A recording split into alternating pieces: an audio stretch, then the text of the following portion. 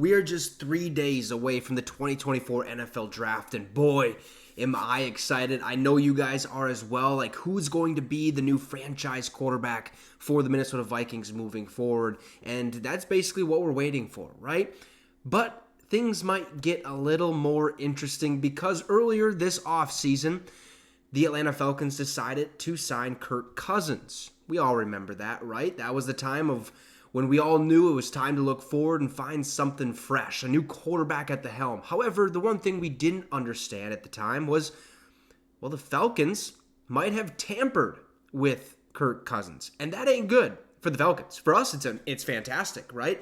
Because some draft implications could take place. Now, tampering, we all hear the term, the legal tampering period. That is when player representatives or representatives of the player are able to go and speak to other teams, kind of seek out a contract, see what what could get done or what might get done.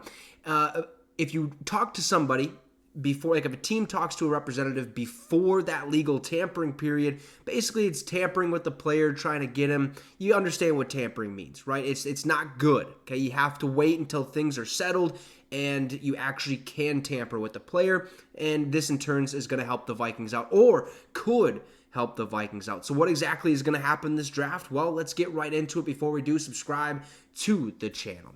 So, as we stand on the precipice of the 2024 NFL Draft, one prominent NFL source is reporting that the league is apparently close to resolving a situation that could impact how the Minnesota Vikings handle their business at this year's selection meeting, which obviously means the draft, right? Now, behind the great ESPN paywall, Adam Schefter is reporting that the league is expected to come to a resolution soon on the charges that the Atlanta Falcons tampered with quarterback Kirk Cousins ahead of the start of free agency. For those that haven't been following the story, okay, Cousins stated in his introductory press conference with the Falcons that he had been in contact with the team's training staff during the legal tampering period, a time during which only player representatives are supposed to be in contact with the teams, okay, not the player themselves. Has to only be the representatives of the player. Now, per Schefter's report, and this quote is directly from the article, he said, "The discipline, which is likely to involve draft picks, is expected to be more severe for the Falcons. In this case, more severe is in reference to whatever penalties the Philadelphia Eagles might face for their alleged tampering with former New York Giants running back Saquon Barkley, which will also or likely also be resolved at the same time as the Vikings and Falcons situation." Now, there has been some speculation that any sort of penalty for the Falcons would include them being forced to swap first-round picks with the Vikings this Thursday, moving the Vikings from number 11 all the way to pick number 8 in that first round.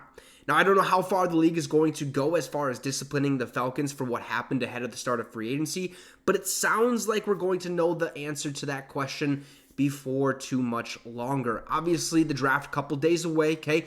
This situation is going to have to get figured out before Thursday, right? The start of the NFL draft. This situation is going to have to be resolved, and more likely than not, it seems as if the Vikings and Falcons are going to be swapping first-round picks, which means we should be able to move up 3 slots to number 8, and that shakes up the whole entire draft as a whole. I mean, you're talking, it's much easier to move up now with the firepower we have with now, if if we have that 8th pick because of the tampering and we have pick number 23, it's a lot easier to move up to 3. It's a lot easier to maybe squeak in there at number 2. I don't know if the Commanders are selling that pick. They could be. Who knows? Anything can happen come draft season. But it doesn't just affect us, right? It affects all the other teams looking for quarterbacks, like the Giants, the Denver Broncos. Even the Detroit Lions could be affected by this because they're looking at drafting Dallas Turner, who was selected or slotted at the number 8 spot in a couple mock drafts to go to the Atlanta Falcons. So this could mess up them. I mean, this shakes up the entire draft. And I'm honestly really excited that this could happen, because if it does, there's a really good chance we keep both first-round picks, sit at number 8, wait to see if McCarthy falls to us. I mean, we could trade up to number 5. Would we have to trade 2 first-round picks to move up to number 5, which is only 3 slots higher? I'm not 100% certain on that. I'm not sure about the point system and how much each draft or each draft pick, how many points they're worth and stuff like that. I have to dive into that a little bit more, but I know, there's some math behind it, if you will, and how much they value that pick.